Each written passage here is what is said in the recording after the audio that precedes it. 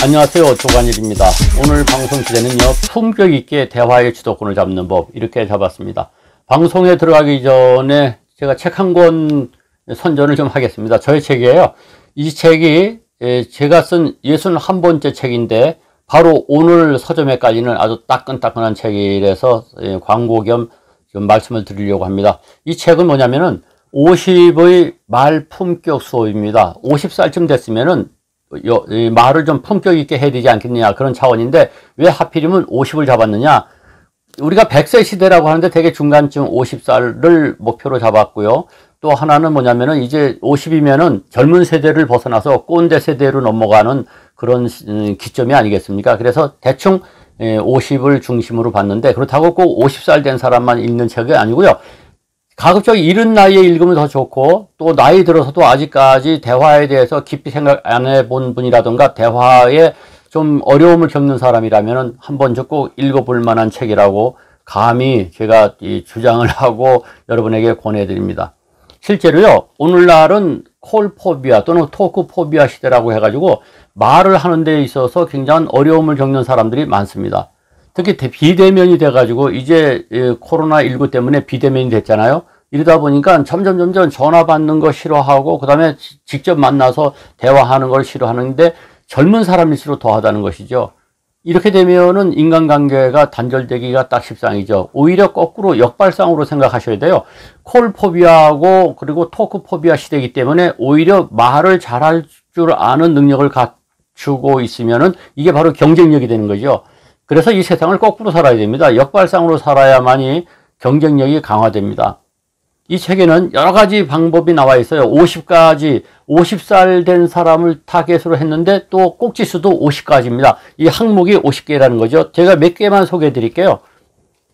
예를 들면은 낯선 사람하고 대화할 때는 어떻게 할 것인지, 그리고 스몰 토크를 품격 있게 하는 법. 스몰 토크가 뭐냐면요, 잡담이죠. 수다 떨 때 어떻게 품격 있게 말할 것이냐.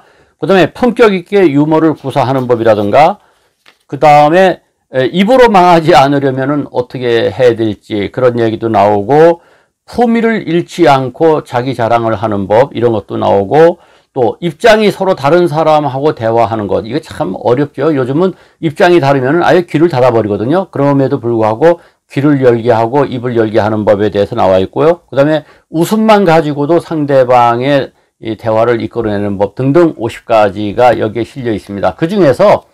오늘 그 중에서 하나를 골라서 여러분에게 말씀드리는 건데, 바로 말을 적게 하면서도 주도권을 잡는 겁니다. 그게 바로 뭐냐면은 질문법입니다.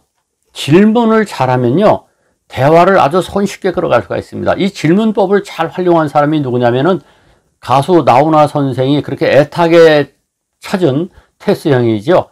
소크라테스가 바로 질문법의 대가지요. 그 사람은 계속해서 제자들에게 이제 질문을 하는 거죠. 질문을 하면은 제자는 계속 답변을 해야 되지 않겠습니까? 그 질문을 통해서 이게 내가 요구하는 대로 끌고 감으로써 제자를 교육시키는 것인데, 나중에는 맨 마지막에는 아이고, 우리로 얘기하면, 요즘으로 얘기하면, 교수님 그건 대답 못하겠습니다, 모르겠습니다, 뭔지 하면은 너는 그래도 모른다는 것을 아니까 그래도 나왔다, 바로 그렇게 얘기했다는 것이죠. 그래서 바로 너 자신을 알라고 하는 말이 거기서 나왔다는 것이죠. 그래서 이 소크라테스의 질문법은 오늘날 학습법으로도 많이 활용이 되는데, 이 책에서는 소크라테스의 질문법을 다루지는 않았어요. 제가 개발한 질문법을 다루고 있습니다. 우리가 질문을 잘하면요, 여러 가지 효과가 있는데 이 책에서는 7가지 효과를 다루고 있는데 저는 3가지만 오늘 말씀드릴게요. 첫째는 질문법은 가성비가 높습니다. 가성비가 높다는 게 뭡니까? 노력을 조금 하고도 효과가 좋다, 이런 얘기죠. 왜 그러냐? 질문을 한마디 턱 던져놓으면 상대방이 대답을 하려고 애를 쓰고 대답을 길게 하지 않겠습니까? 예컨대 자네 오늘 어디 출장 갔다 왔는가 하면은 예, 춘천에 출장 갔다 와서 거기 가가지고 무슨 일이 일어나고, 이게 보고를 하지 않겠습니까? 그 말을 하지 않겠습니까? 또는 요즘 은퇴 생활을 어떻게 지내고 있나 하고 친구에게 물었을 때 친구는 말이죠, 요즘 내가 뭘 하고 대답을 길게 하지 않겠습니까? 그러니까 질문자는 가성비가 높은 거예요. 조금만 노력해서 한마디 떡 던져놓으면은 별 생각 없이 던져도 대답하는 사람은 생각을 많이 해야 된다는 얘기죠. 그래서 가성비가 높고, 두 번째는 대화의 주도권을 잡게 되죠. 조금 전에 말씀드린 대로 가성비가 높은가 동시에 내가 요구하는 대로 사람을 끌어갈 수가 있는 거죠. 질문을 하는 사람의 마음대로 할 수 있는 거죠. 출장에 대해서 질문할 수도 있고, 먹은 음식에 대해서 질문할 수도 있고, 집안 사정에 대해서도 질문할 수 있고, 어디로 공을 던지느냐에 따라서 상대방은 나를 쫓아올 수밖에 없지 않습니까? 우리가 전쟁에서도 공격과 방어가 있다면 공격이 주도권을 잡죠. 마찬가지로 대화에서도 질문이 일종의 공격입니다. 그래서 상대방을 통제할 수 있다는 겁니다. 세 번째는요, 질문을 던진 사람은 느긋합니다. 생각해 보세요. 별 생각 없이 질문 던지면 되잖아요. 요즘 어떻게 지내? 이거 별 생각 없이 말을 하면 되지만, 대답을 하는 사람은 요즘 어떻게 지낸다는 것을 생각해서 대답을 해야 되지, 아무렇게나 그냥 내지를 수가 없는 것 아니겠습니까? 그래서 질문을 던진 사람이 느긋하게 되는데, 이 질문법에도 두 가지가 있어요. 하나는 폐쇄형이고 하나는 개방형입니다. 폐쇄형이라고 하는 것은 상대방이 단답형으로 대답하게 질문하면 이 바보 같은 짓이에요. 출장 갔다 왔나? 예, 갔다 왔습니다 하면 끝이잖아요. 이렇게 되면은 가성비가 높지도 않고 주도권을 잡지도 못합니다.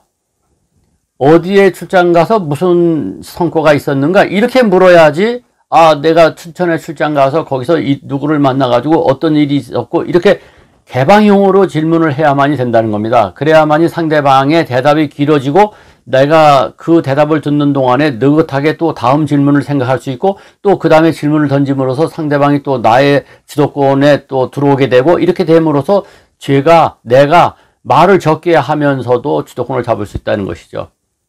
어떻습니까? 이 질문법 잘 활용하면요, 정말로 재미납니다. 그래서 우리가 지금까지 이 말에 대해서 별로 깊이 생각하지 않고 생긴 대로 말하면서 사는 것이 솔직한 사정입니다. 그러나 지금은 말이죠, 말 품격을 생각할 때요, 정치판을 보면은 요즘은 어떻게 하면 독한 얘기를, 아주 몹쓸 얘기를 할지만 연구하면서 말하는 것 같잖아요. 그럴수록 품격은 떨어지고 사람이 말이죠, 이상하게 돼버립니다. 따라서 우리가 한 번쯤 이제는 말의 품격을 생각해야 될 때고, 그 품격 있는 말, 대화 상대자가 되려면은 어떻게 하면 될 것인지, 그 50가지 항목 중에 오늘 질문법을 여러분에게 소개해 드렸는데 도움이 되시기를 바랍니다. 이 동영상 괜찮았으면 좋아요, 구독 눌러주시고, 이 책 많이 응원해 주시기를 간곡히 부탁을 드립니다. 감사합니다.